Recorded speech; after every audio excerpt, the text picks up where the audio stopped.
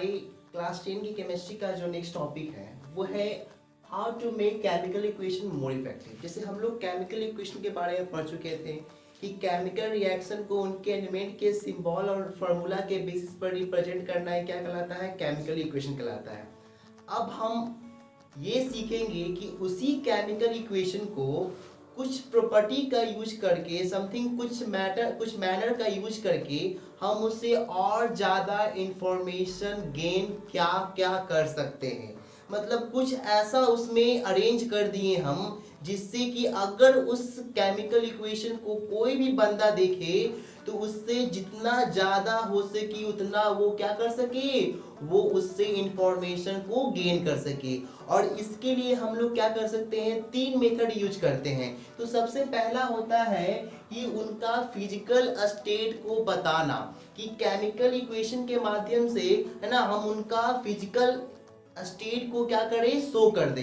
तो अगर हम किसी भी केमिकल रिएक्शन में उनके फिजिकल स्टेट को शो कर देते हैं तो वो क्या करता है, क्लिफाई हो जाता है कि ये सॉलिड है, ये गैस है और ये क्या है ना, ये लिक्विड है या ये एक्वस सॉल्यूशन है। तो सॉलिड के लिए हम लोग S का यूज करते हैं, लिक्विड के लिए I का यूज करते हैं, एक्वस सॉल्यूशन जो सॉल्यूशन क्या होता है वाटर में बनाया जाता है ना, उसी को हम लोग क्या बोलते हैं, एक्वस सॉल्यूशन बोलते हैं, जिसे आगे आने वाले चैप्टर में इसके बारे में हम बहुत अच्छे से पढ़ने वाले हैं। उसके लिए AQ और गैस के लिए क्या होता है, G होता है। तो ये क्या होता है, किसी भी केमिकल इक्वेशन में हर एक एलिमेंट या कंपाउंड के फिजिकल स्टेट को शो करता है।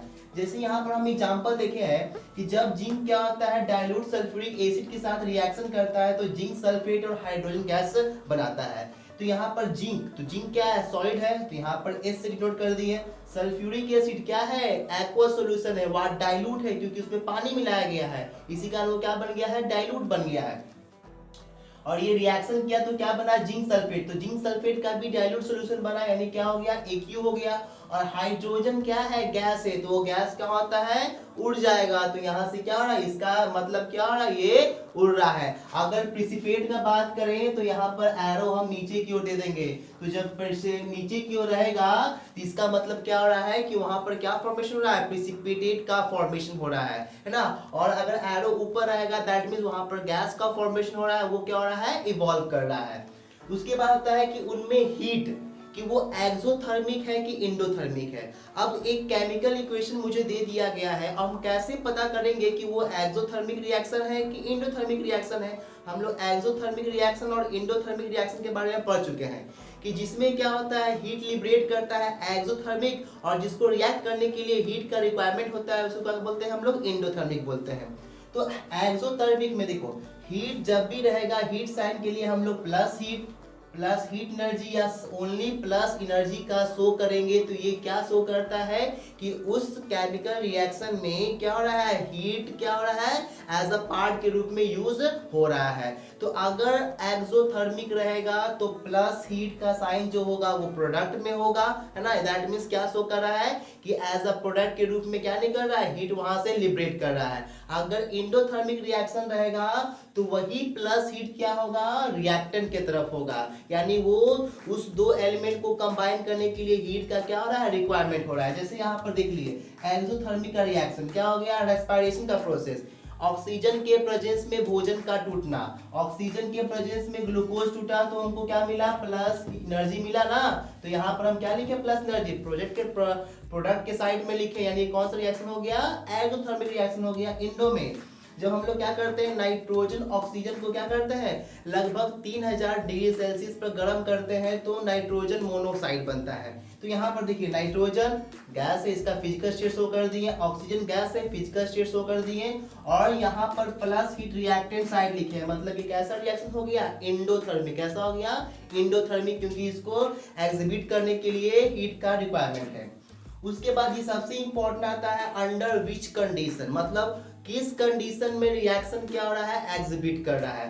तो सबसे पहला आता है हीट के प्रेजेंस में। अगर हीट के प्रेजेंस में कर रहा है, उसको हम लोग गर्म कर रहे हैं, तो हम लोग क्या करते हैं, एरो के ऊपर क्या करते हैं, डेल्टा का साइन देते हैं।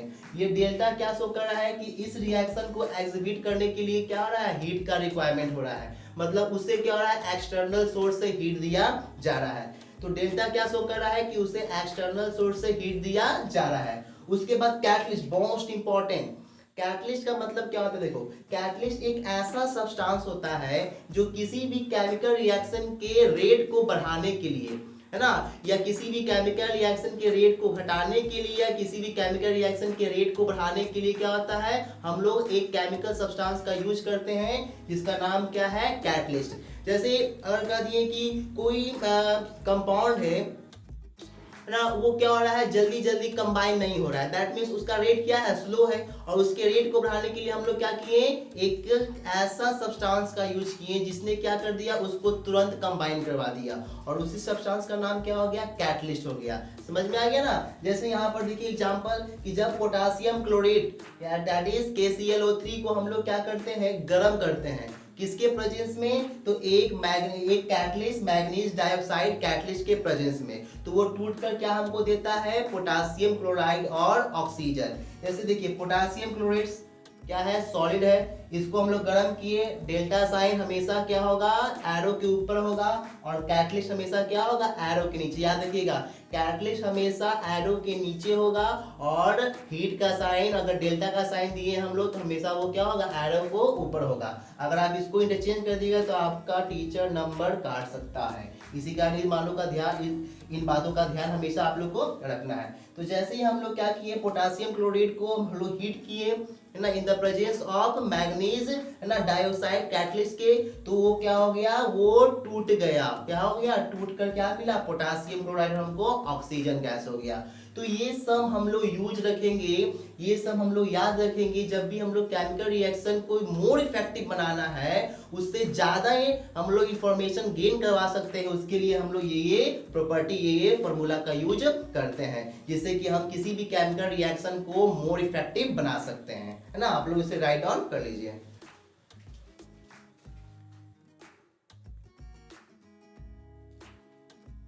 हेलो स्टूडेंट्स, अब हम अपने इस वीडियो में क्लास 10 की केमिस्ट्री चैप्टर को आगे बढ़ाते हुए, है ना, हम लोग अब के इस वीडियो में केमिकल रिएक्शन यानी that is type of chemical reaction के बारे में डिस्कशन करने वाले हैं। पिछले वीडियो में हम लोग केमिकल रिएक्शन, केमिकल इक्वेशन के बारे में पढ़ चुके थे, जो कि हमारा फर्स्ट वीडियो था, और इस वीडियो में हम लोग टाइप ऑफ केमिकल रिएक्शन के बारे में पढ़ेंगे। तो इस वीडियो को देखने से पहले सबसे पहले आप मेरे सबसे पहले वीडियो को जाकर देखिए। तो इस क्लास में हम लोग को पढ़ना है टाइप ऑफ केमिकल रिएक्शन, यानी एक केमिकल रिएक्शन जो होता है वो कितना टाइप का हो सकता है। तो हमारे 10th क्लास में टोटली 5 टाइप का केमिकल रिएक्शन पढ़ना है ना। एक केमिकल रिएक्शन जो होता है वो क्या होता है? 5 टाइप का होता है।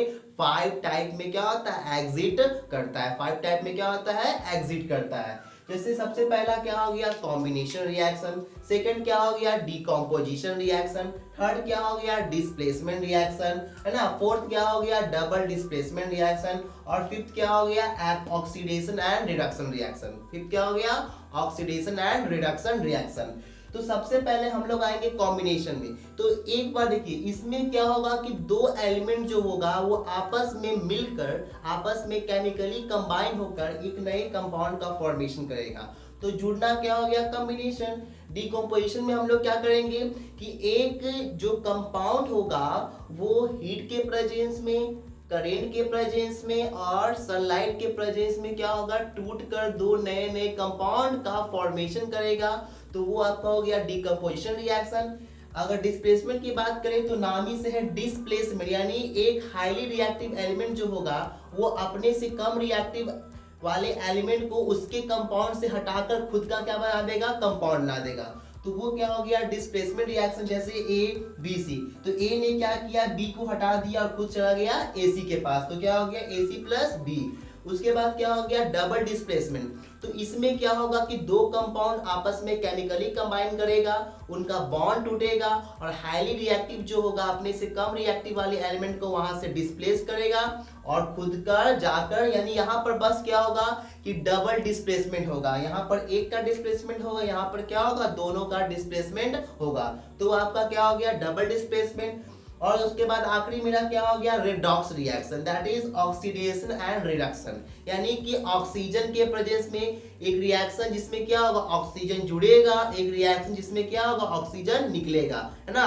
तो ये या ऑक्सीजन जुड़ेगा हाइड्रोजन निकलेगा, या ऑक्सीजन निकलेगा तो हाइड्रोजन जुड़ेगा। तो ये आपका क्या हो गया, रिडॉक्स रिएक्शन हो गया। तो हम लोग को इस टॉपिक में इसी 5 रिएक्शन के बारे में ब्रीफ नोट्स के साथ मुझे इसका डिस्कशन करना है ना। तो हम लोग सीधे अपने इस सबसे पहले कॉम्बिनेशन रिएक्शन को स्टार्ट करते हैं। हेलो स्टूडेंट्स, अब हम अपने टाइप ऑफ केमिकल रिएक्शन के सबसे पहले टाइप को स्टार्ट करते हैं, और वो क्या है, कॉम्बिनेशन रिएक्शन। जैसा कि आपको मैंने बताया था, कॉम्बिनेशन का मतलब क्या होता है, जुड़ना होता है। यानी इस रिएक्शन में क्या होगा, आइदर 2 एलिमेंट आपस में जुड़कर एक नए कंपाउंड का फॉर्मेशन करेगा, नहीं तो 2 कंपाउंड आपस में जुड़कर एक नए कंपाउंड का फॉर्मेशन करेगा, और ना तो एक कंपाउंड और एक एलिमेंट जुड़कर आपस में एक नए कंपाउंड का फॉर्मेशन करेगा। लेकिन इस तरह के रिएक्शन में 2 सब्सटेंस आपस में जुड़कर एक नए सब्सटेंस का फॉर्मेशन करेगा, और उस तरह के रिएक्शन को हम लोग क्या बोलते हैं, कॉम्बिनेशन रिएक्शन। दैट इज इसका क्या हो गया, जनरल फार्मूला हो गया, ए को बी के साथ रिएक्शन किए, दोनों क्या हो गया, आपस में केमिकली कंबाइन हो गया, दोनों का बॉन्ड टूटा, बॉन्ड टूटने के साथ दोनों आपस में केमिकली कंबाइन हुआ, और एक नए सब्सटेंस का क्या हुआ, फॉर्मेशन हुआ। और इसी तरह के रिएक्शन को हम लोग क्या बोलते हैं, क्या बोलते हैं, कॉम्बिनेशन रिएक्शन। मैंने यहाँ पर कुछ एग्जांपल लिया हुआ है, मैं आपको फिर से बता देता हूँ कि आप लोग को इस चैप्टर में सिर्फ और सिर्फ एग्जांपल याद रखना है। तो आप लोग सबसे पहले तो जितना भी ज्यादातर इंपॉर्टेंट एग्जांपल होता है कलर वाला, जो भी कलर वाला एग्जांपल हो वो सब अपने एक कॉपी में लिखिए, और उसको जितना हो सके उतना लिखिए, जिससे कि आपके दिमाग में वो अट जाए। और एक बार एग्जांपल आपके दिमाग में अट गया, उसके बाद क्या होता है, कॉन्सेप्ट बिल्कुल क्लियर हो जाता है। तो जैसे कि यहाँ पर देखिए, जब मैग्नीशियम क्या होता है, जब मैग्नीशियम, याद करो, मैग्नीशियम के फीतों को हम लोग एयर के प्रेजेंस में जलाते थे, मैग्नीशियम के रिबन को एयर के प्रेजेंस में जलाया जाता था, तो मैग्नीशियम ऑक्साइड का एक व्हाइट पाउडर मिलता था, मुझे व्हाइट प्रेसिपिटेट मिलता था, और बहुत ही क्या होता था, लाइट निकलता था। तो यहाँ पर देख रहे हो कि मैग्नीशियम ऑक्सीजन, जैसे यहाँ पर इसको हम हीट दिए, हीट मतलब यहाँ पर क्या किए, यहाँ पर जलाए, तो ये क्या हो गया, दोनों आपस में केमिकली कंबाइन होकर एक नया क्या होगा, सब्सटेंस का फॉर्मेशन कर दिया। उसी प्रकार जब हम क्या करते हैं, कार्बन को एयर के प्रेजेंस में जलाते हैं, कार्बन यानी जितना भी फ्यूल हो गया, है ना, जितना भी फ्यूल को आप जलाइएगा वो सब में क्या होगा, हीट क्या होगा, लिबरेट करेगा, सब में क्या होगा, हीट क्या होगा, लिबरेट करेगा। तो यानी जैसे ही कार्बन को ऑक्सीजन के प्रेजेंस में जलाया, ऑक्सीजन कहां से आया, एयर में से, तो ये दोनों क्या हो गया, आपस में केमिकली कंबाइन हो गया, और क्या हो गया, कार्बन डाइऑक्साइड गैस मेरा मिल गया। हम सब में, सब एलिमेंट में, सब कंपाउंड में उनका फिजिकल स्टेट को यहाँ मैंने शो किया है। तीसरा, जब आयरन पाउडर को क्या होता है, जब आयरन पाउडर को सल्फर के प्रेजेंस में क्या होता है, उसे हीटेड किया जाता है, तो क्या बनता है, फेरस सल्फाइड। क्या बनता है, फेरस सल्फाइड, या इसी को बोलते हैं आयरन सल्फाइड। यानी आयरन सल्फर दोनों क्या हो गया, गर्म किए, दोनों एक दूसरे से केमिकली कंबाइन हो गया, और एक नए सब्सटेंस का क्या हो गया, फॉर्मेशन हो गया। बड़ा अच्छा एग्जांपल ये वाला है, देखिए, कंपाउंड रिएक्ट किया, एक नए कंपाउंड का फॉर्मेशन हुआ है। यानी यहाँ पर कंपाउंड और कंपाउंड दोनों क्या हो गया, एक दूसरे से केमिकली कंबाइन होकर एक नया कंपाउंड का फॉर्मेशन हो गया। कैल्शियम ऑक्साइड, इसी को हम लोग बोलते हैं क्विक लाइम, जो हमारे घर में आता ना है, वह घर पर व्हाइट पाउडर, क्या उसको बोलते हैं, व्हाइट पेंट करने के लिए, तो वो जिसको हम लोग बोलते हैं चूना, वही होता है चूना, कैल्शियम ऑक्साइड। और इसको जैसे ही वाटर में हम लोग क्या करते हैं, ये सॉलिड फॉर्म में, पत्थर के फॉर्म में होता है, उसको एक ट्रंक में रखे, और जैसे ही उसमें पानी मिलाते हैं, वो पानी के साथ, वाटर के साथ बहुत तेजी से क्या करता है, विग्रोसली क्या होता है, ये रिएक्ट करता है ना, बहुत तेजी से ये रिएक्ट करता है, और रिएक्ट करके क्या बनाता है, कैल्शियम हाइड्रोक्साइड बनाता है ना। और इसी को हम लोग क्या बोलते हैं, स्लेट लाइम। इसी का नाम क्या है, स्लेक्ड लाइम, है ना। कैल्शियम हाइड्रोक्साइड का नाम क्या है, स्लेक्ड लाइम। और इसी स्लेक्ड लाइम्स को फिर हम अपने क्या करते हैं, दीवारों पर ब्रश की सहायता से चढ़ा देते हैं। और बहुत ज्यादा इनॉर्मस अमाउंट में क्या निकलता है, हीट निकलता है। जितना ज्यादा आप पानी मिलाते जाओगे उतना ज्यादा उसमें क्या होगा, हीट लिबरेट। क्योंकि जैसे ही कैल्शियम ऑक्साइड में पानी मिलाओगे खौलना शुरू कर देगा। खौलने का मतलब क्या हो रहा है, बॉयल करने का मतलब क्या हो रहा है कि उसमें हीट क्या हो रहा है, लिबरेट हो रहा है। अगर आप हाथ डालोगे तो आपका हाथ पूरा क्या होगा, जल जाएगा, है ना। इतना ज्यादा ये वाटर के साथ क्या होता है, जल्दी रिएक्ट करता है और बहुत ज्यादा इनॉर्मस अमाउंट में क्या निकलता है, हीट निकलता है। तो ये आप सब में देख रहे हैं, हर एक रिएक्शन में देख रहे हैं कि दो एलिमेंट, दो कंपाउंड, एक एलिमेंट आपस में केमिकली कंबाइन हो रहा है और कंबाइन होकर एक नए सब्सटेंस का, एक नए कंपाउंड का फॉर्मेशन कर रहा है। तो उसी तरह के रिएक्शन को हम लोग क्या बोलते हैं, कॉम्बिनेशन रिएक्शन, दैट इज जुड़ने वाला रिएक्शन। आप लोग इसे राइट डाउन कर लीजिए।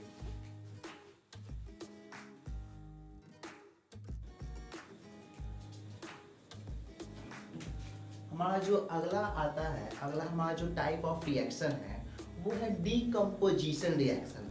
सबसे पहले आप लोग डीकम्पोजिशन को तोड़िए।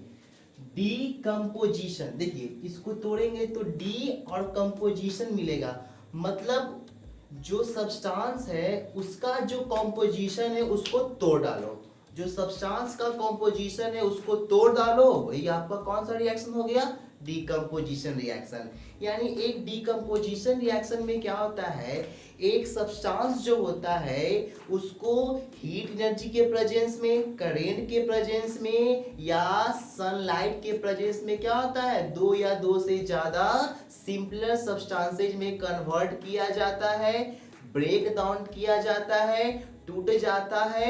और उसी रिएक्शन को हम लोग क्या बोलते हैं, डीकम्पोजिशन रिएक्शन। याद रखिएगा, the reaction in which a substance splits out into two or more simpler substances is known as, this reaction is known as decomposition reaction। और जितना भी डीकम्पोजिशन रिएक्शन होगा वो सब किस नेचर का होता है, एंडोथर्मिक। मैंने आपको बताया था जितना भी क्या होता है, जितना भी आपका कॉम्बिनेशन रिएक्शन होता है सब क्या होता है, एक्सोथर्मिक, दैट मींस हीट क्या होगा, लिबरेट करेगा। लेकिन जितना भी आपका क्या होता है composition reaction, sorry decomposition reaction होता है वो सब क्या होता है, एंडोथर्मिक नेचर का होता है। मतलब इसको हैपन करने के लिए क्या होता है, हीट का रिक्वायरमेंट होता है। चाहे वो हीट के फॉर्म में हो एनर्जी, चाहे वो करेंट के फॉर्म में हो इलेक्ट्रिकल एनर्जी, चाहे वो सन के फॉर्म में हो फोटो एनर्जी, वो चाहिए तभी वो रिएक्शन क्या होगा, एग्जिबिट करेगा।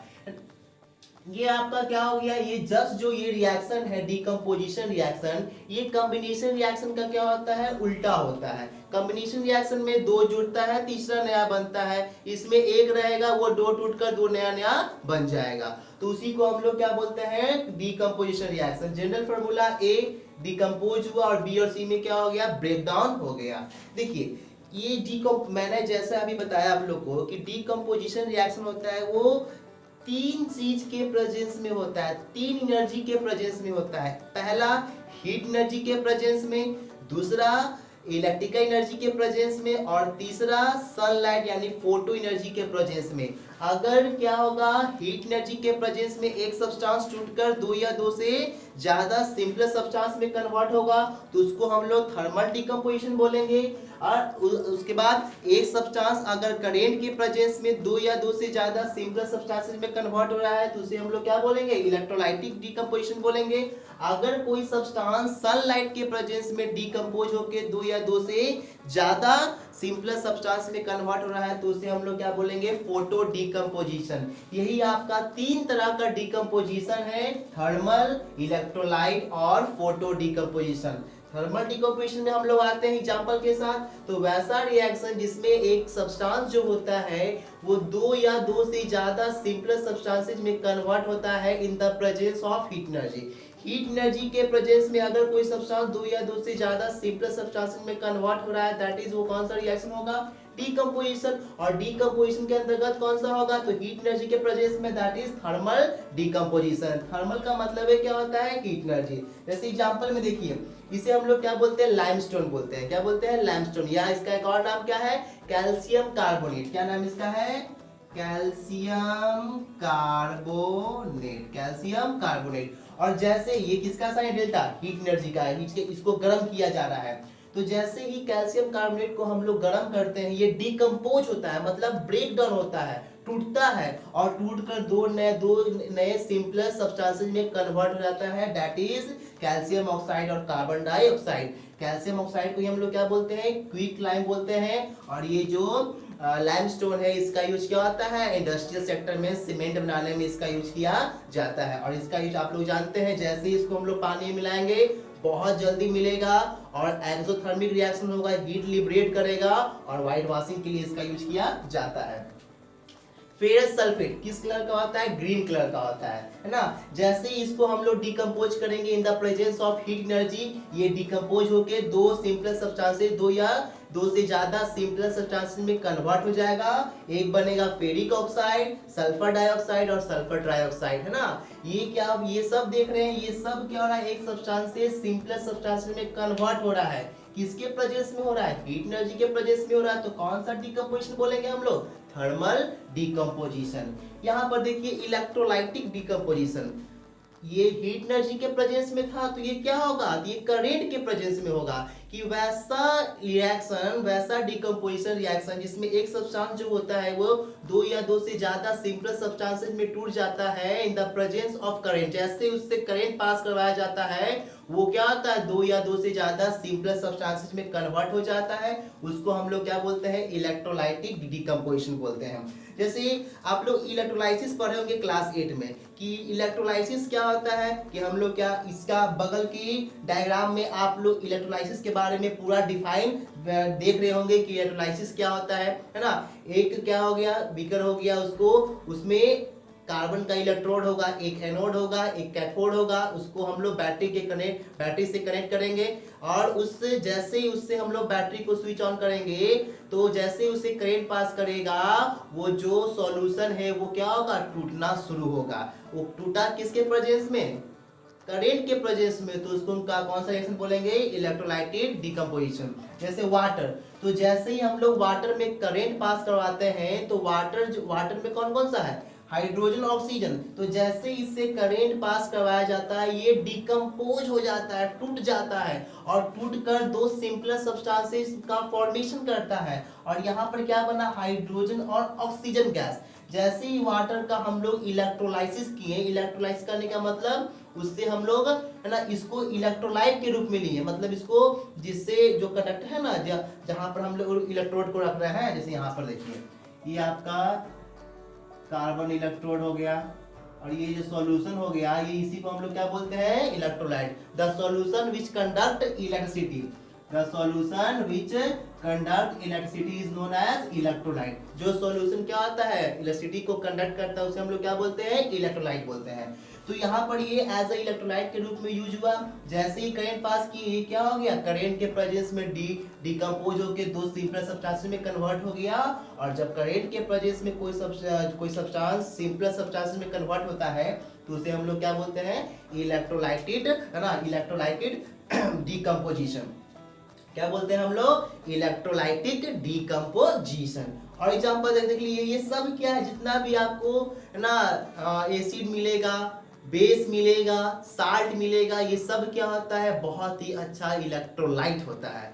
जैसे ही आप उसे करंट पास करवाएंगे, वो सब क्या होगा, सिंपलर सब्सटेंसेस में ब्रेक डाउन हो जाएगा, डिकम्पोज हो जाएगा।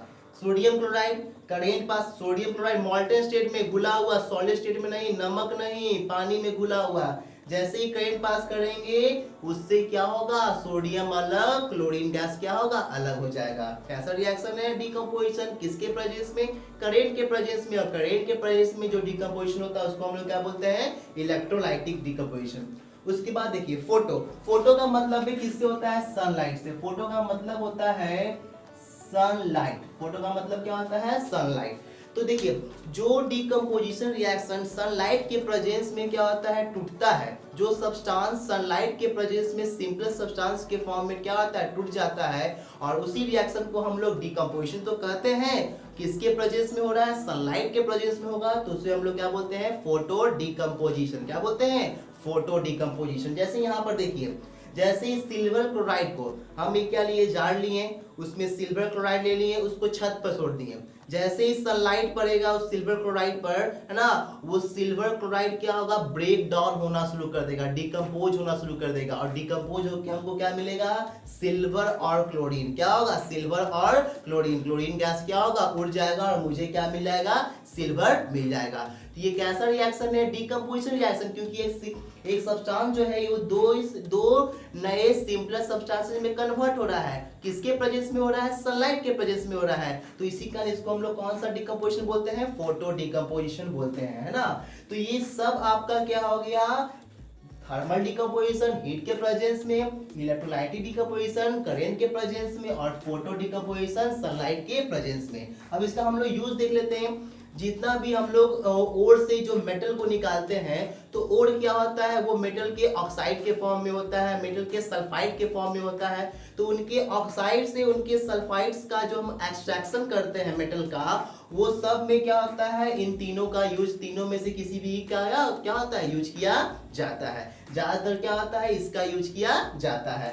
उसके बाद देखिए, हमारे शरीर के अंदर हम जो भोजन खाते हैं उसमें क्या होता है, स्टार्च होता है। और सबसे पहले स्टार्च क्या होता है, सिंपलर, हमारे शरीर में जो स्टार्च होता है वो एंजाइम्स की सहायता से क्या होता है, सिंपलर सब्सटेंस में कन्वर्ट होता है। और इसी सिंपलर शुगर को हम लोग, देखिए स्टार्च भी शुगर है, कॉम्प्लेक्स शुगर है। सबसे पहले स्टार्च क्या होता है, सिंपलर शुगर में कन्वर्ट होता है, दैट इज ग्लूकोज में कन्वर्ट होता है। वही ग्लूकोज फर्दर ब्रेक डाउन होता है ऑक्सीजन के प्रेजेंस में, तब हमको एनर्जी मिलता है। उसके बाद है प्रोटीन। तो प्रोटीन भी क्या होता है, एंजाइम्स की सहायता से क्या होता है, अमीनो एसिड में क्या होता है, अमीनो एसिड में कन्वर्ट होता है। तो ये सब कैसा है, डिकम्पोजिशन रिएक्शन है, जिसमें एक सब्सटेंस जो है वो दो या दो से ज्यादा सिंपलर सब्सटेंसेस में कन्वर्ट हो रहा है। तो उस तरह के रिएक्शन को हम लोग क्या बोलते हैं, डिकम्पोजिशन रिएक्शन। ये आपका क्या हो गया, डिकम्पोजिशन रिएक्शन एक ब्रीफ नोट हो गया, आप लोग इसे उतार लीजिए।